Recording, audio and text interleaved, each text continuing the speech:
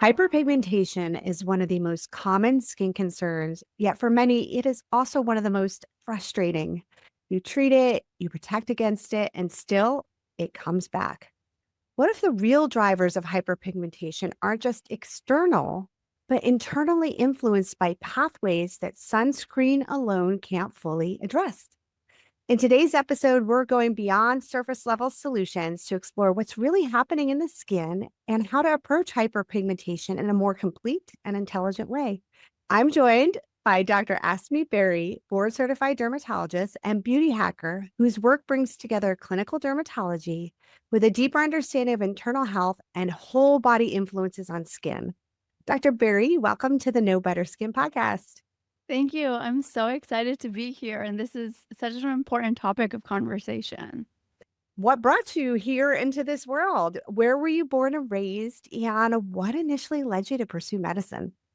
Yeah, so I was born and raised in Western Massachusetts, a suburb about an hour and a half outside of Boston. And my father is a cardiologist, and my grandparents are Ayurvedic physicians. So growing up, I always had medicine around me. And I remember my father at dinner time conversations talking about the incredible impact he had being directly in the healthcare and being able to help patients directly. And so medicine always was so appealing to me because of this. And then what drew you to dermatology specifically? So, dermatology is uniquely positioned at the interface of what's happening inside the body and what we can see. And conditions like, for example, melasma or post inflammatory hyperpigmentation are often the skin's way of showing us something systemic, like hormonal shifts, inflammation, and oxidative stress. And the detective work is part of what keeps it intellectually stimulating. And how rewarding it is to help people feel confident about the skin they're in. I love that you take this inside out approach. And the skin is the largest organ in the body. And it's how our bodies communicate internally and externally. It regulates everything, it absorbs things, it secretes things. And I agree with you. It's such a fascinating organ to be able to study. And there's so many different routes you can go. But in learning more about you and your approach to dermatology from an integrative approach, I would love our listeners to learn more about what is integrative dermatology. Yeah, so integrative dermatology is asking the why of why things are going on, what's happening.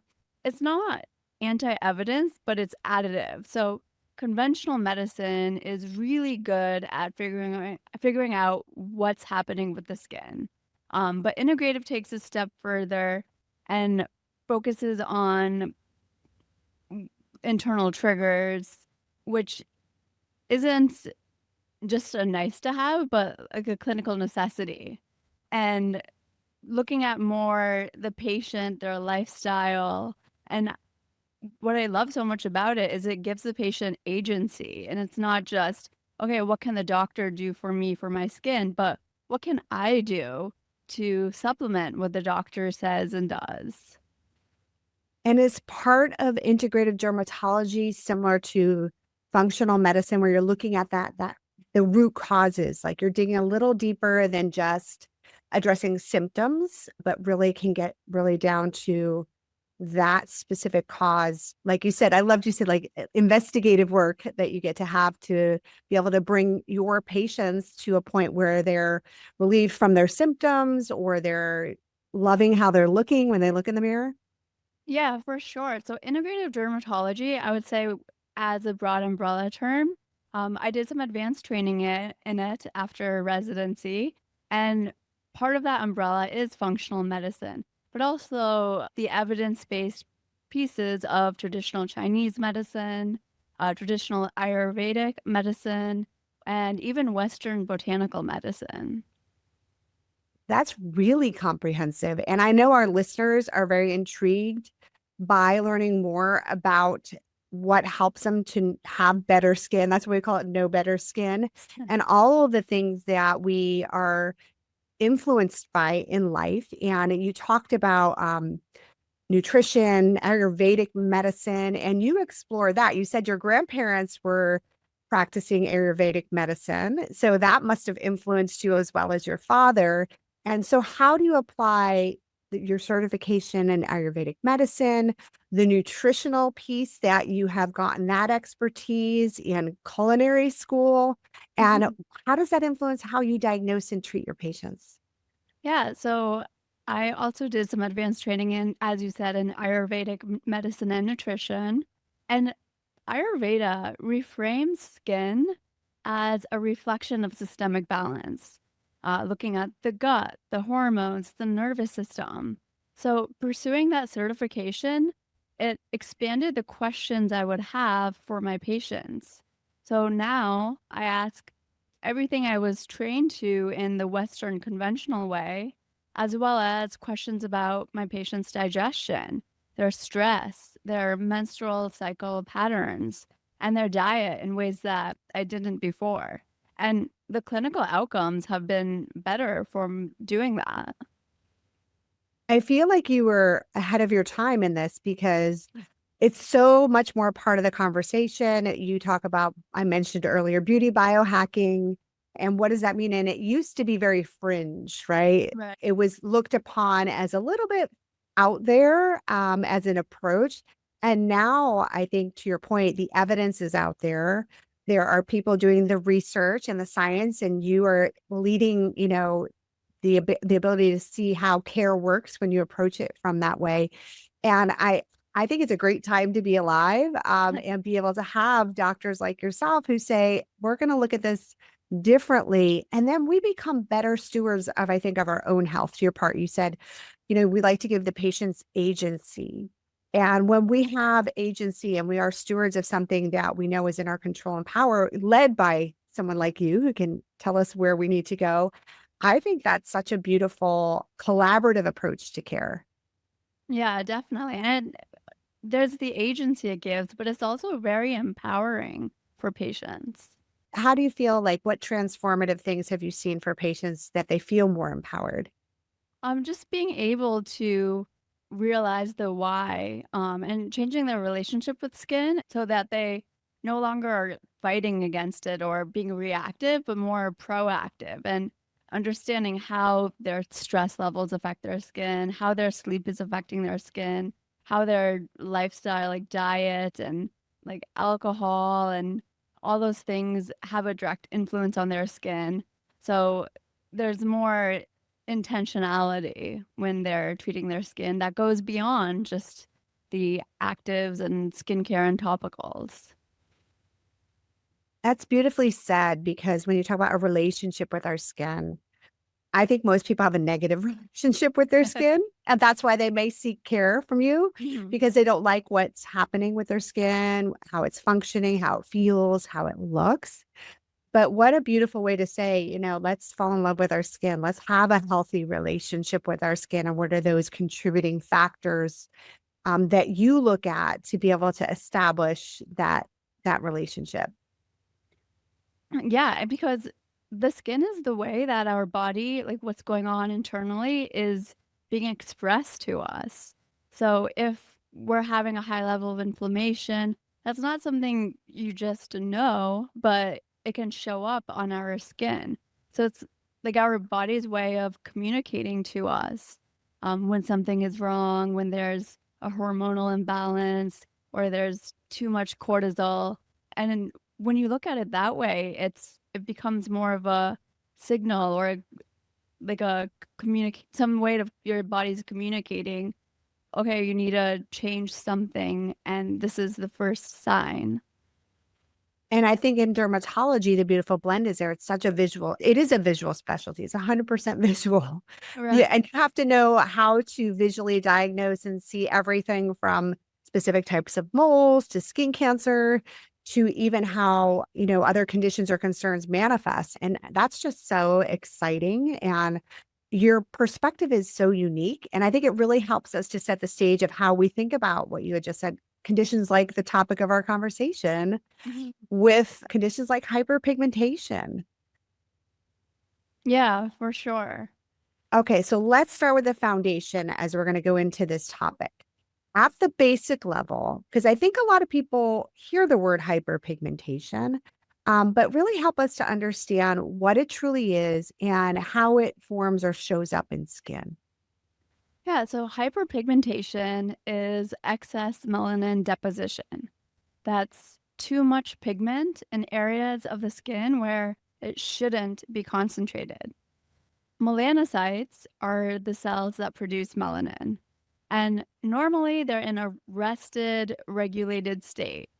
But the problem happens when they're stimulated by UV, inflammation, hormones, or injury, and start to overproduce. The pigment then gets deposited into the surrounding keratinocytes, skin cells, and sometimes into the dermis. And this visibly darkens the skin. The location of the pigment matters. So, epidermal pigment is melanin in the upper layers of the skin. It's more treatable. Dermal pigment, which has been driven deeper, often by chronic or repeated stimulation, it's a lot harder to address. That's a great explanation. I love it that we looked at the different levels of it. It's kind of like something triggers that melanocyte to wake up. It wakes up and it becomes active. Then it starts making pigment in response to that. And then it transfers it to wherever it's going to live in that layer of skin. Either sounds like the dermis or the epidermis. We talk about it at Colorescience of like it's like a fire hose, right? And there's it's just once it's turned on or triggered, it starts kind of producing pigment and can come out at that rate. And it's addressing it, in the different ways which we're going to talk about, which I'm very excited about. And I think also for our listeners, we have to look at melanin, though, is what makes up all the beautiful varieties of skin tones that we see in every face that we crosses our paths around the world. And some people have more melanin naturally in their skin and they're more melanin rich. And some people have less melanin than others. Yeah, exactly. So we talk about where pigmentation can show up in the upper layers of the skin called the epidermis, she said, and then the deeper layers in the dermis. But we always hear you can't cure it. It's manageable. How do you manage it? So why does it tend to be so persistent? And why does it reoccur for those who tend to have it show up? Yeah, so the persistence and reoccurrence, there's two reasons. First, melanocytes that get activated once have kind of a memory. They're primed to respond more quickly to future triggers. Second, most people are still living in the conditions that triggered it in the first place, like the daily UV exposure, the ongoing hormonal fluctuations, or even chronic low grade inflammation. You can fade pigment with treatments, but if the underlying driver is still present, then it comes back. And that's the central frustration I see clinically. Patients who do everything topically right and still see reoccurrence. The answer is almost always that we haven't addressed the internal or external trigger. And I remember seeing this with one patient who I saw who had gone to so many dermatologists for pigmentation and had done a lot of systemic and procedural treatments, but nothing was budging her pigmentation. And so I got a little curious and I started asking her about her lifestyle. And I remember she told me we discovered that every night before bed she would have a shot of whiskey. And a lot of people don't associate alcohol with skin, but the chronic inflammation that it drives is like drives up cortisol, and cortisol directly stimulates melanogenesis. That is fascinating to think of that a simple, and I say simple because you had, once you uncovered it, it wasn't some sort of complex metabolic or, complex, or activity she was engaging in. It was almost like her nightly ritual was what was contributing to it. And that you were able to probably within a conversation almost be able to uncover that. And that's not what a lot of people would think of, is that perhaps what we're consuming in food and beverage could impact that. So back to how great it is to be able to say she had tried everything, it Yeah. wasn't working, and you were able to identify that something could be a contributing factor because of the additional training and the curiosity that you have. We talked a little bit about melanin makes up the beautiful skin tones that we all have and the variety of them around the world. Does pigmentation present differently across varying skin tones? Yes, it does. So, in lighter skin tones, hyperpigmentation often presents as pink to brown discoloration, what we call post-inflammatory erythema or epidermal melasma. And it's relatively superficial and it responds well to standard depigmentation protocols. But in the deeper skin tones, that's Fitzpatrick 4 to 6, we do see more dermal involvement and more post-inflammatory hyperpigmentation that's more truly brown or blue-gray, and a higher inflammatory response to aggressive treatments. Lasers and chemical peels do have to be used with more caution in these darker skin types because um, they can overuse, they can cause more post-inflammatory hyperpigmentation. It's kind of ironic. The patients who need the most help often have the fewest safe aggressive options. But this goes back to why sun protection and topical maintenance matter even more. And then with melasma, it's disproportionately affects women of color and is hormonally mediated. It's one of the most treatment resistant presentations that we see. And melasma, can you define that as a different for the audience, and what characterizes something as melasma more than something like sun damage or pigmentation? Yeah, so melasma it's driven by hormones. It's about 5 million people in the US suffer from melasma. 90% of those are women. We call it the mask of pregnancy. It's depending on your skin tone, it can be like a brownish to a blue grayish patch, usually on the cheeks, on the upper lip, and sometimes the forehead. Strongly tied to hormones. It's about like estrogen and progesterone. And you see it in pregnancy. You see it in people who've taken oral contraceptive pills for like a extended period of time. And also hormonal IUDs. Those are all major triggers. And also perimenopause can reactivate dormant melasma. Oh, don't get us started on the perimenopause menopause conversation. There's another thing we have to add to that bucket of frustration as we're going through it. That is so helpful to have that understanding, because I think about like freckles, for example. Some people love their freckles, but are those forms of hyperpigmentation as well? Yeah, so freckles are considered hyperpigmentation, and it's more triggered by like directly UV radiation. Okay. So we've got hyperpigmentation. I'm going to use the word sun damage. Freckles might call it fall into that sun damage, Mhm. and melasma. Are those the main categories that you see? Yeah, so melasma, sunspots, which we call solar lentigos, freckles, post-inflammatory hyperpigmentation, like post like acne, eczema, or any type of injury to the skin. Um, yeah, I would say those are the broad categories of pigmentation that I see most often. And out of those categories that we have, is there differences between men and women and how hyperpigmentation may show up? Yeah, so men get hyperpigmentation too. It's mostly UV driven or the post-inflammatory type. And they rarely do get the hormonally mediated mask-like distribution pattern, which is the melasma. But yeah, women are disproportionately affected, and women with skin of color are also disproportionately affected.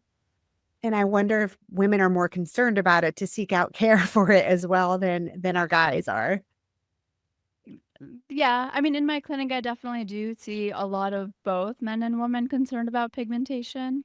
I do want to add there beyond those, there are other things that people come in for hyperpigmentation, but those very different category, like seborrheic keratoses, which are the raised dark spots that come with genetics and age, or even moles, which people categorize into pigmentation, but are a different conversation and way more easier to address.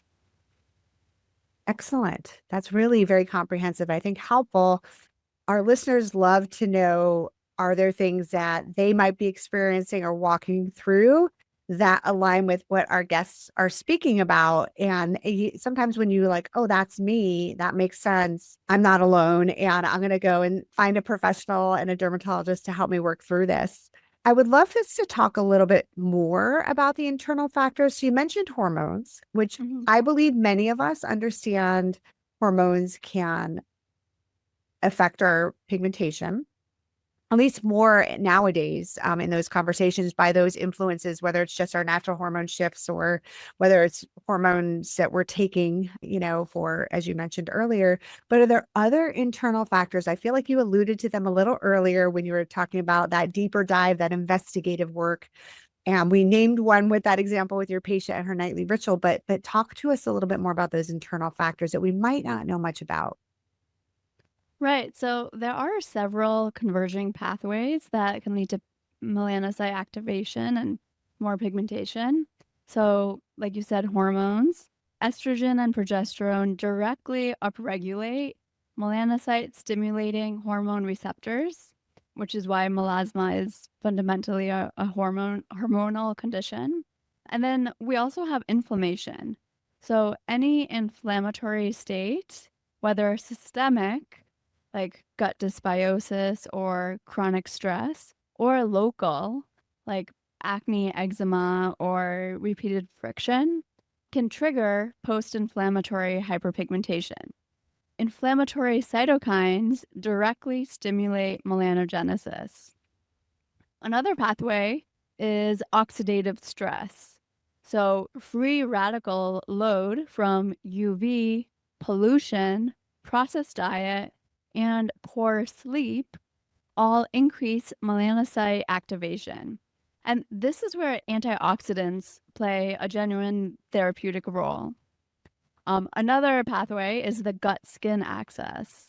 So, gut dysbiosis and increased intestinal permeability contribute to systemic inflammation, which feeds back into melanocyte stimulation. And I see this clinically. People who come presenting with persistent PIH, they tend to also have digestive complaints. And then finally, visible light and infrared light. So UV is only part of the story. High energy visible light independently stimulates melanogenesis, particularly in those darker skin tones, which is why sunscreen alone isn't always enough. Very interesting. It seems like there's so many angles that Mhm. hyperpigmentation is coming at us from, and really being able to, it's probably to your point, when you talk pathways, it's more than one pathway a lot of times for us to be able to address these things appropriately. So if hyperpigmentation is being driven both internally and externally, it's going to require that comprehensive approach. And so when your patients come to you, let's say I walk in your clinic and I say, Dr. Berry, I've been struggling with hyperpigmentation. I need your help. How are you going to begin to assess me as your patient for this concern and then address it? And what would that complete approach look like for me?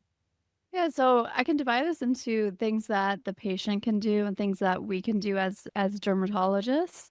So what the patient can do, I like to think of this as three tiers, all running simultaneously. So the first tier is prevention and protection. So that's using the tinted mineral sunscreen with iron oxides every day, regardless of weather or season. For my hyperpigmented patients, this is non-negotiable and foundational. The second tier is using active treatments. So these are melanin pathway inhibitors like azelaic acid, kojic acid, niacinamide, tranexamic acid, and then for appropriate patients, hydroquinone in limited courses.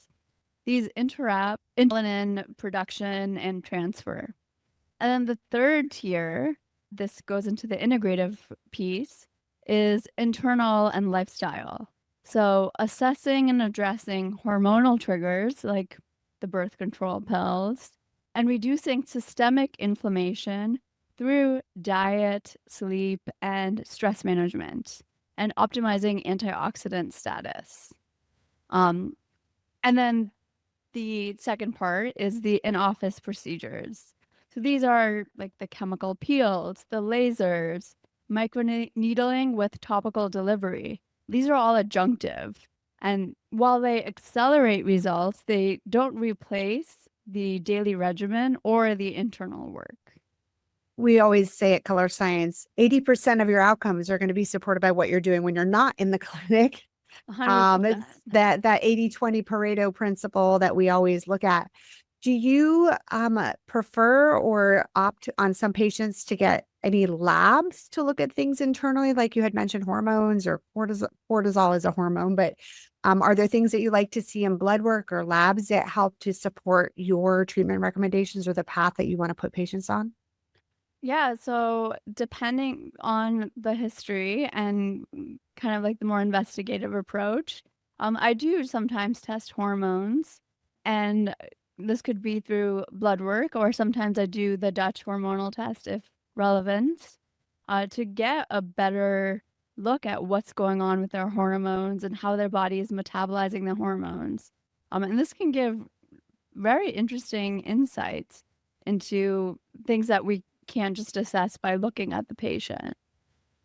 And you did talk about the gut, the dysbiosis, which basically means for our listeners, like out of balance, right? It's just not balanced. And then you talked about, I believe you used a medical term that might refer to leaky gut as well. So how do you find out if somebody has gut dysbiosis or for layman's terms, leaky gut? So first is investigating whether this is worth going into, because these tests unfortunately are not covered by insurance. But there are a lot of microbiome testing that I recommend to patients if they're having gut issues, if they're not pooing once a day, they get a lot of bloating, they have stomach issues, then if they have those signs and symptoms, then it's starting to show up in their skin, then they are a good candidate for gut testing. And there is now so much evidence pointing towards like acne, eczema, rosacea, even psoriasis having some influence on how their gut health is showing up. It's very exciting to be able to have those other ways to look at and approach it versus just prescribing something, which can be effective for controlling the symptoms. But again, going back to your comment from the start of the episode, which is like, let's get to the root cause of these. The other thing that I think is such an important conversation, and I would love if we could just spend a moment on it, is sleep. So can you explain to our listeners the circadian rhythm? I'm sure that you talk a lot about this, about what happens when we're awake, what happens when we're asleep, and why sleep is so important. Yeah, so just like our bodies have our circadian rhythm, all the organs in our body do as well, including the skin. So our skin turns on and off certain pathways depending on the time of the day, which is something you can see, like why in the afternoon, people who have really oily skin, they seem to have an uptick in how much oil their skin is producing. But per the skin's circadian rhythm, sleep is when the other hormones of the body, like growth hormone and melatonin, tells the body that this is the time for the skin to start to repair. So when you see somebody whose skin is very inflamed, there's like a lot of redness, or even an inflammatory pigmentation condition like melasma, sleep is a good question to ask them about, because if there's the inflammation is showing up on their skin, then that might mean that their body's natural way of processing inflammation and calming down inflammation is being compromised. So sleep is an important discussion to have. And we've done a great job of messing up our sleep with our devices and technology. So our skin that probably is not in reparative mode Mhm. as much as it could be, because we have disrupted that rhythm by having a device in front of our face before we go to bed for however long we're doom scrolling or looking up recipes, or, catching up on TikTok, Yeah. whatever the cause is. Yeah, and blue light also tells your body to delay the process of melatonin rising. Interesting. And blue light comes from our devices, but it's also part of the spectrum, and we get it when we're out in the sun. However, at night, we're not out in the sun because the sun has set, but we're still hitting our skin with that wavelength of light. That's such an aha moment. And I feel like it also disrupts my sleep overall in general. So it makes it harder to fall asleep. I've actually begun to turn my phone off and put it not even in the same room as I am now, because number one, there was a temptation piece of it that I realized how addicting it was. But then number two, I was just like, I'm going to let my body rest. And I bought a traditional alarm clock. So I think my skin will be much happier that it's not being disrupted as it was before. That's so smart. I will do everything that I can as you part in my own agency. I am empowered to do these things at home. Can we dive into something that you started to talk a little bit more, which was about high energy visible light, HEV? Also, very commonplace, people talk about it being blue light. And from what we understand, blue light hits the melanocytes, those pigment producing cells, differently than light that is UV radiation. Can you explain that to us? Yeah, so this is one of the most underappreciated drivers of hyperpigmentation management. We focus a lot on UVA and UVB, but like you said, we've largely ignored high energy visible light. This is the blue and violet end of the visible spectrum. And this wavelength penetrates deeper than UV, and independent of UV, this wavelength stimulates melanogenesis. And the research has been building for several years. High energy visible light can trigger pigmentation even in the absence of UV. It also generates reactive oxygen species and increases oxidative stress in the skin. So, for patients with Fitzpatrick 3 and above, this is especially relevant. High energy visible light triggered pigmentation can be more persistent and more diffuse. And yeah, screens, indoor lights, even reflected lights from windows can all contribute.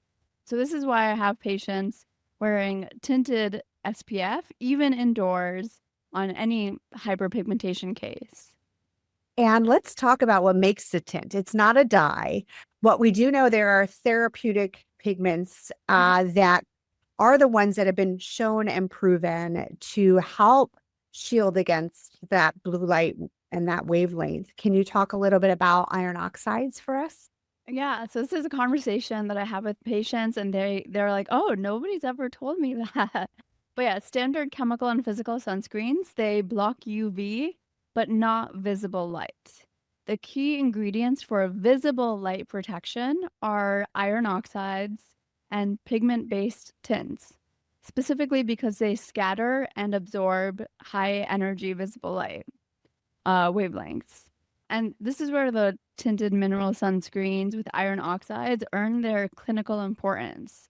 They're not just cosmetically preferable, but they mechanistically are necessary for comprehensive photoprotection in hyperpigmentation cases. A clear mineral SPF 50 that only blocks UV is incomplete protection for melasma patients. Iron oxide containing sunscreen is a standard of care for any patient who's dealing with hormonally mediated or reoccurring pigmentation. Yeah, at Colorescience, we love iron oxides. Actually, Yeah. everything that we make that's a shade, even the pretty color balms that you see that are not as maybe skin toned, are all made up of iron oxides only. Some people are like, how can you make a, violet haze color balm for your lips, cheeks, and eyes out of iron oxides? And I say our Vice President of Research and Development, Patricia Boland, she knows how to master, iron oxides, which are limited in colors. You've got black, Mhm. yellow, and pretty much red are the most common iron oxides that you're seeing. And we're able to create shades with that. And we use them not just because they can be used for a colorant or cosmetic effect, but just because of what you said, they have a therapeutic benefit. And it is very exciting to know that even though we started working with iron oxides way back before this conversation was even had because we try to keep things, as chemical free as possible. Now, water is a chemical, everything is a chemical, but we want to use this, those types of ingredients that are consistent, reproducible, easy to work with. And it's really exciting to note that the way we started is the way that now is a standard of care, as you said, to approach addressing visible light. I remember there was a paper, and when I say paper for our listeners, it's like a scientific paper. It's not like the New York Times or the Washington Post, although they pick up on all this nowadays. But about 8 years ago, when I first joined the company, there was a publication in one of the medical literatures that talked about this pathway, the opsin pathway, right? How the melanocyte has a different pathway that is triggered by this visible light versus the UV light. And we were all like, whoa, we're learning new things about the body all the time. And this was just 8 years ago. And now it's very well understood that it needs a different approach. Yeah, that's great that you pioneering the conversation around iron oxide. And making them fun and pretty too. I mean, a product is only going to be as effective as how much people want and are willing to put it on for sure. And it's a great segue to talk about like skincare and treatment integration. You did mention some in-office treatments again. I'd love to maybe just, recap them in this part of the episode because a lot of people also may not be good candidates for certain treatments, especially if they're dealing with addressing hyperpigmentation, but perhaps they're not aware of that or they're not seeking somebody who has that knowledge. So if I'm coming to go in office to a dermatologist, what are the most effective treatments that you can offer me to manage my pigment? Yeah, so chemical peels are a great start. Especially, I like lactic acid, glycolic acid, and mandelic acid. Those tend to be safer in darker skin tones. And the way chemical peels work is they increase cell turnover and just kind of push the pigmentation out of the skin. And you people generally need a series of chemical peels to continue to push it more and more superficially. And then microneedling is also a great option. Microneedling, you're creating these micro injuries or micro holes in the skin, which then is an excellent way to deliver topical medications deeper into the skin, into the other layers where pigmentation may be. So one thing I love to do for my, especially melasma patients who have the deeper pigmentation, is microneedling with tranexamic acid. And very effective. Again, you do need a series of treatments. And then the third is laser. So again, this is depending on your skin tone. So for my lighter skin patients, I really like the Nd:YAG, Q-switch Nd:YAG. And then Pico is my favorite laser for pigmentation in the darker skin types. Very safe, under good hands. And then fractional laser is more for the skin types 1 to 3, but also really good at getting the pigmentation under control. And then again, I want to just emphasize that this is that 20% that you were talking about. You can do all the treatments in the world, but if you aren't doing those 3 tiers, especially the prevention with the daily sunscreen, then you're really just kind of wasting your time and money. I want to ask about microneedling because there's different types. So you've got microneedling, I believe with what you're describing, right? Where you're creating microchannels on the skin, but then you have microneedling with another energy paired with it, like radio frequency. Is that a known good treatment for hyperpigmentation, or would you say because that could be inducing heat in the skin? Is that something we want to watch out for or avoid if we're prone to hyperpigmentation? Yeah, so a very different mechanism. The microneedling with a skin pen is creating the channels through a pen that has needles on it. Radio frequency microneedling, this is like the Infini or the Morpheus 8. This is a needle that goes, well, multiple needles that go into your skin and then release heat to really stimulate new collagen synthesis. Because of the heat that's released, this is something that you do want to be more wary about if you have darker skin or you're prone to hyperpigmentation. And the indications for radiofrequency microneedling is more uh, texture and tightening. Because of the new collagen, you do get some small benefit with pigmentation and overall skin tone, but I wouldn't it wouldn't be something I'd recommend to directly address pigmentation. That's really wise guidance because I do believe that there is people who might think they're synonymous. Microneedling is microneedling is microneedling. So definitely appreciate the deeper dive into Mhm. understanding the differences. What about CO2 ablative resurfacing? Now, you didn't mention that in what would be a good treatment, but can that be effective for pigmentation, or is it completely separate, similar to what you had said about the other energy-based device where it's more for like laxity and, tightening of the skin? Yeah, so CO2 ablative is great for scars and laxity tightening of the skin. I would be very wary of using it in darker skin tones. You can use fractional ablative, which is instead of ablating 100% of the skin, you're only ablating a fraction. But you need to go to somebody who has a lot of experience in darker skin tones because there's specific settings. Specifically, you want to have like a very low fluence, which is like low power. Otherwise, it's very high risk for pigmentation as a complication. And you also, if you are getting this done and you're prone to pigmentation, you want to make sure you prep your skin with, we like to do hydroquinone for 2 weeks before the laser. But yes, like you said, like this isn't a treatment I would do if someone came in concerned about pigmentation. It's a treatment I would do for like acne scars or a skin laxity and then warn them of the high risk of creating pigmentation. That's a great distinction, and I appreciate that because we always talk about on shows like this what you should do, what you can do, but sometimes it's just as important to say what are things that we should be cautious about and or avoiding. And I love that you got into the skincare and the prep piece. That is something that we hear most often from our skin health experts and dermatologists, before even doing that 20% in the office with you. You want to make sure the skin is optimized. Do you consider for your patients with hyperpigmentation, or maybe even any other concern they're seeing you for a treatment, like you want to address their barrier health first? So make sure their barrier is like balanced and hydrated and functioning well. Or if it's a pigmentation pathway that you talked about hydroquinone and some other azelaic acid.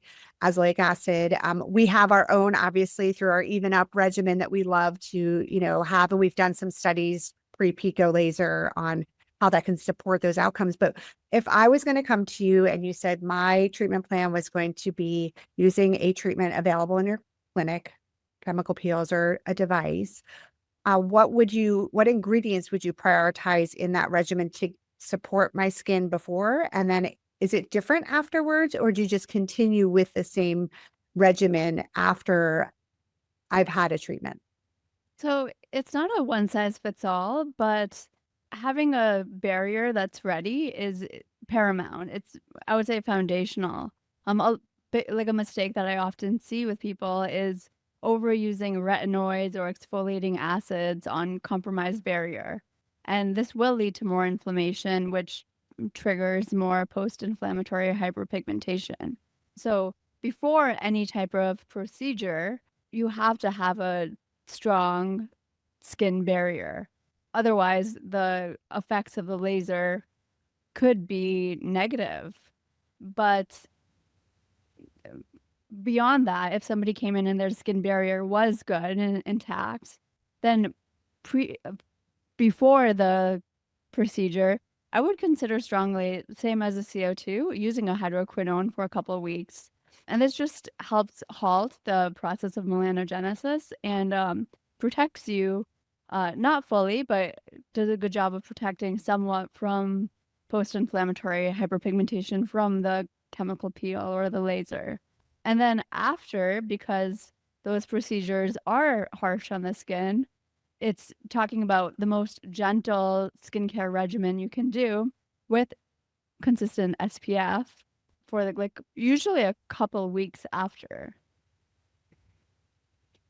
And once they're after those couple weeks, do they go back on to do you adjust their skin care program again to something to be more supportive of the outcome and the results? Yeah, then it's doing maintenance actives. And that's like I had briefly mentioned before, using serums or products that have like kojic acid, niacinamide, tranexamic acid, which would be a daily way for them to be actively treating the pigmentation and That's maintaining their fantastic. results. I think that's such an important piece of us all understanding is depending on where we're at in the treatment pathway, we may be using different skincare products. I know a lot of our dermatologists that work with the Colorescience within their clinics, they're the same thing. They're always going for our sunscreens because they love the iron oxides and the high SPF and the pollution protectant piece of it and the cosmetic elegance. And then they'll also grab for the Barrier Pro line to make sure the balance is, and then the Even Up that we have where we have a serum, which we love the serum, and then that treatment SPF. So it's really exciting to be able to have the ways that you like to customize what a regimen's going to look like, almost like before, immediately post, and then every day, right? Like there's these three parts of a treatment plan that some of the products may be the same, but some may be different depending what the skin needs or what you're trying to accomplish with your care. Yeah, exactly. I like to think about it in like phases. And yeah, for pigmentation specifically, the phases would be one, well, one thing to protect the skin barrier, so hydration. One thing to protect the pigmentation, so that's the product, the actives that I had mentioned. One thing to protect from sunlight, so that's the SPF with the iron oxides. And then one thing to protect from the free radicals, so that's the antioxidants. Those are all key components in the daily skincare routine if you're dealing with pigmentation.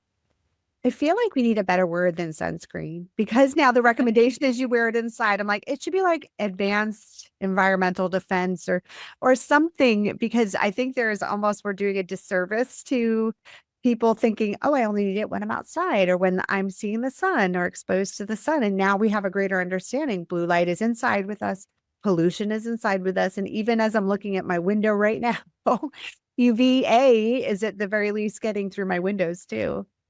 Yeah, that's so true. That would be great because I see so many people saying, "Oh, but I'm not getting any sun. Why do I need sunscreen?" Yeah. But for all the reasons you've talked about and you've just mentioned, you do. So it would be great if we could have a little change in terminology. I once heard this is an incredible product specialist that worked in a really big derm clinic. So she knew all the products and what she would tell their patients when they came in, when they were like, "Oh, I work inside, I'm never outside." And she was like, "If light can see you, if you can see light, light can see you." And I was like, "That's brilliant because unless you're a vampire, you're getting some form of light, whether it's artificial or whether it is, natural from the outside. Yeah. One of the things that we talk also about, like if we looked at that comprehensive approach to addressing pigmentation, the number one thing I'm hearing you say is to put on a sunscreen. I'm finger quoting now. Put on advanced environmental protection, comprehensive environmental protection is with the iron oxides. And I'm just going to, can I toot our horn just a little bit? Because I know it's such an important piece for this population who seeks care is we actually measure how much blue light is being attenuated. Attenuated means like blocked. So we took the critical wavelength test that the FDA requires you to measure broad spectrum and UVA. And we just adjusted it to the HEV. And now we could tell you every one of our products, tinted or untinted, we actually measure, test, and share that amount of HEV attenuation so that you as a dermatologist can be confident and know what it's doing. And then also your patients can see, okay, in the brush on sunscreen, right? We didn't even talk about reapplication, Dr. Berry, but reapplication is key also because that first layer is only going to get you so far into the day. It's, 93 to 98% blue light attenuation, depending whether you're at a fair shade or a deep shade. So I think that's the next level of integrity as brands that are bringing products for you to recommend to patients should be able to say, not only does it have iron oxides, but how much blue light is being attenuated, just like what's the SPF rating. And I think the next step would be what's your percent of reducing free radicals from pollution. I mean, all of these things so that you can say, not only does it, yeah, we know because it has this in it, but now we can say we've measured it and then you can have confidence in that. Yeah, that's great. I mean, right now we have just the SPF number, but it would be incredible if we had other numbers so people know what all is going into their environmental protection when they put the sunscreen on. Yeah, then it gets a standard of care from you as the medical expert, and then the masses understand what they should be looking for. Can we pause though on reapplication because that is something that is like breathing to us.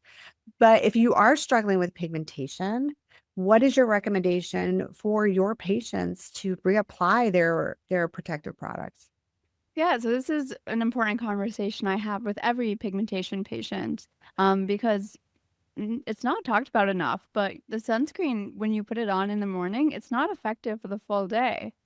So ideally, I would say if you're out and about in the sun, then I would say reapply every 2 to 3 hours, especially if you're on vacation, it's a beach day, and the products that Colorescience has, like the color, like the brush, it makes it so easy to reapply. It's my favorite thing to just throw into my purse when I go to work. And then if you're busy and working, sometimes I'm like, okay, we can extend it to like as soon as lunchtime hits, get out the brush and start reapplying. Because when you go outside or through the visible light, when you're at work, you're constantly getting sun and or visible light, and it's a great way to continue the protection. Yeah, I think that's the piece that we are always working on helping people to understand apply plus reapply. It's like even like, like a little math equation, like apply plus reapply equals total protection. And to be able to do that. I don't know. Do you know who Doris Day is? She's a dermatologist out of New York Yeah. City. A lot of people know her. And she has this saying that I've seen on Instagram. She says, if you don't reapply, it's like you've never applied at all. And I'm like, that's so true. I battle that with my husband who is in the sports industry and he's constantly outside. He's like, I put on my sunscreen. I'm like, but you did reapply. Okay. So we've talked about what's driving hyperpigmentation, how to approach it more comprehensively. For many people, it's still ongoing frustration. So let's hit three things that maybe you can help our listeners with. What are the most common mistakes you see patients making when they're trying to treat hyperpigmentation? Yeah, so like we just talked about, skipping sunscreen. Especially I see a lot of people skipping sunscreen on cloudy days when they think they'll just be indoors or in the winter. But yeah, visible light, it's coming in through the windows and UV is reflecting off surfaces. So SPF is year-round protection. Another mistake is expecting rapid results and abandoning the routine before it can work. The pigment took months to accumulate, so it will take months to fade. And then also using aggressive actives before the barrier is ready. So, like using the retinols, exfoliating acids, and compromised skin barrier is a recipe for more post inflammatory hyperpigmentation, especially in those darker skin tones. And then treating the symptom without investigating the trigger. So, you see those patients buying every brightening serum without asking why is the pigment continuing to reoccur. And then also, I another mistake a lot of people make is over-treating with in-office procedures too frequently. More aggressive does not mean more effective for the same post-inflammatory hyperpigmentation risk. Excellent. So consistency, protection, don't overdo it in the office or outside of the office. And look a little bit deeper at what could be another additional root cause is what did I sum all that up pretty good there? Exactly. Okay. Where do you feel people tend to lose the consistency in the routine? You just mentioned what is key is like sticking with it, right? It Mhm. didn't take a month for these things to show up most often. So where do they lose steam? It's usually the morning SPF. That's when people are rushing and it feels like a low priority step. Evenings tend to be more reliable because people take their time. So, one thing that really helps a lot of my patients is anchoring their SPF to an existing habit. So, I say, like, put it right next to your toothpaste because you're going to brush your teeth in the morning, or put it next to your coffee machine. And this makes it mindless if you just see the sunscreen there. It's habit stacking. I love it. Yeah. That's great. And then from a realistic timeline for improvement, I know it's going to vary for an individual, but maybe we could look at something as if you're treating something more superficially versus something that's a deeper pigmentation like melasma. If we're going to be honest, is there a difference when you're treating both of those and when they could see improvement? Is it kind of a slow gradual to where you'll see improvement over time, or is it more dramatic than that when you're setting expectations? How do you counsel patients? So, it does tend to be more gradual, and yeah, if it's epidermal, more superficial pigment, it takes about 8 to 12 weeks of consistent topical treatment. For those deeper or more established pigmentation, like the melasma or the dermal post-inflammatory hyperpigmentation, you're looking at more like 4 to 6 months before the full effect of the regimen becomes visible. In office treatments, like the chemical peels or a series of laser or microneedling can move the results up by maybe 6 to 8 weeks. But again, they don't replace the ongoing topical work. Excellent. So we heard it. It's going to take time. Be patient. Make sure you have follow-ups. Also, I imagine that if I'm plateauing or I'm not seeing change, I don't try to push through or give up. Come and have a follow-up appointment so I can make sure that I'm on the right track or things don't need to be adjusted. And I think that's the benefit of having a dermatologist and a skin health professional, like managing your care. It's Mhm. so hard to manage ourselves, and then we get, like, distracted by what fills in our feed. It knows we're struggling with hyperpigmentation, then our feed is filled with ad after ad or, content after content offering us, the magic bullet for this type of condition that's managed and never cured. So if someone's feeling stuck or discouraged on their journey, what's one thing or something that you can encourage them to help them with their approach in living with this and being able to have their skin be as radiant, as beautiful as it could be? Yeah, so a mindset shift I would suggest is to stop thinking about the hyperpigmentation as something you cure and start thinking about it as something you manage, like blood pressure or blood sugar. And once you accept that it's an ongoing relationship with your skin rather than a problem you solve once, then the frustration of reoccurrence becomes much more manageable. The people who have the best outcomes are the ones who stay curious about their triggers rather than fighting the pigment itself. So find your triggers, protect consistently, and use the right actives. This is the framework that works. It just requires some patience. I love that. Those are great 3 things, to empower us and equip us and inspire us. So before we go, we have a signature close that we like to have with all our guests. Our saying at Colorescience is do good, have fun, and make a difference. And we live this out every day within our work life. And then even many of us, it translates over to our personal life because this is who we are at the core. So in the work that you do with patients and advancing how we are understanding skin, how would you say you're striving to do good and have fun? Because I think that is a key. This is not all about what we can't do. I think we can still have a lot of fun in life and have great skin and then making a difference. Yeah, so doing good for me is looks like giving patients agency, explaining the why behind the what. So they're not just following a protocol, but actually understanding their own skin. That knowledge stays with them beyond any appointments. Having fun is genuinely loving the detective work. Hyperpigmentation is a puzzle, especially melasma. No two cases are identical. And I still find it so interesting and also rewarding, especially when patients come to me after I give them the integrative piece and they say, "Oh, wow, I've been dealing with this for years and nobody's been able to stop it from happening. And this is the first time I feel like I'm getting somewhere." Makes me so happy.